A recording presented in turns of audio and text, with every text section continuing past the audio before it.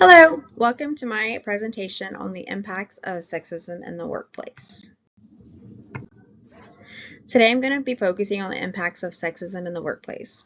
While sexism can take many forms, its consequences are clear, they're measurable, and they are harmful, not just for an individual, but for the entire organizations. Sexism continues to affect workplace experiences. It impacts the individuals, teams, and organizations. It can also lead to measurable financial, cultural, and psychological consequences. One of the most significant impacts is emotional harm. Employees who experience sexism often report higher stress, anxiety, and burnout. Microaggressions and biased comments, while they may seem small over time, they can create emotional exhaustion and reduce a person's sense of belonging. Sexism also affects career growth. Women are still paid less on average, promoted less often, and evaluated more harshly. These barriers reduce lifetime and limit access to leadership roles. Even when qualifications are equal, biased assumptions can still hold people back. Women today are still earning an average of 82 cents for every $1 a man makes, which can equal roughly $14,300 per year and over $1 million for a career lifetime. Sexism doesn't just harm individuals, it harms companies. When employees feel underevaluated or discriminated against, morale drops and turnover rises. Productivity will decrease and organizations will then lose the diverse perspectives that drive innovation and better decision making. As leadership roles, we all can attest to when higher turnover happens, it leads to more financial loss for an organization. It leads to more loss of time in training new people.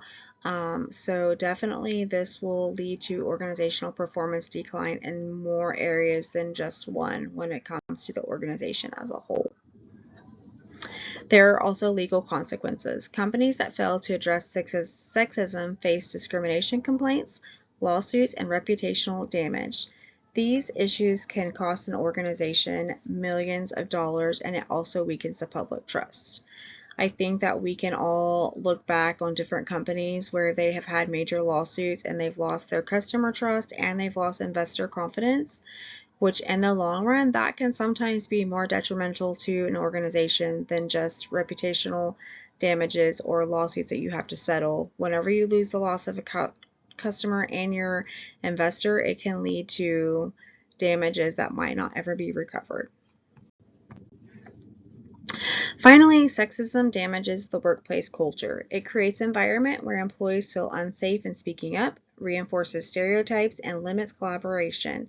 A toxic culture affects everyone in the organization, not those directly targeted.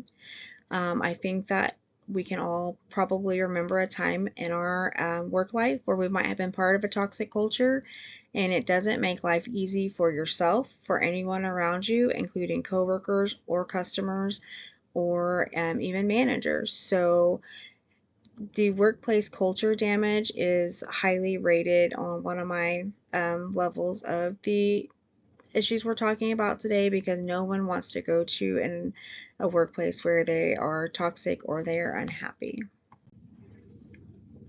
Addressing the impacts matter, and they are going to help greatly bring change into an organization. It will lead healthier employees, stronger organizational culture, better financial performance, and more equitable opportunities for everyone that's involved in this organization. In short, sexism has far-reaching impacts: emotional, financial, cultural, organization. Addressing these issues is not the right thing to do. It's essential for workplaces where everyone can thrive.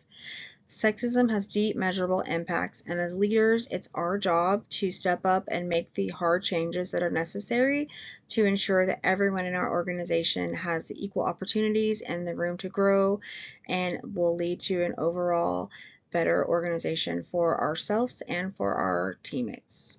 Thank you for your time, and I hope you enjoyed my presentation.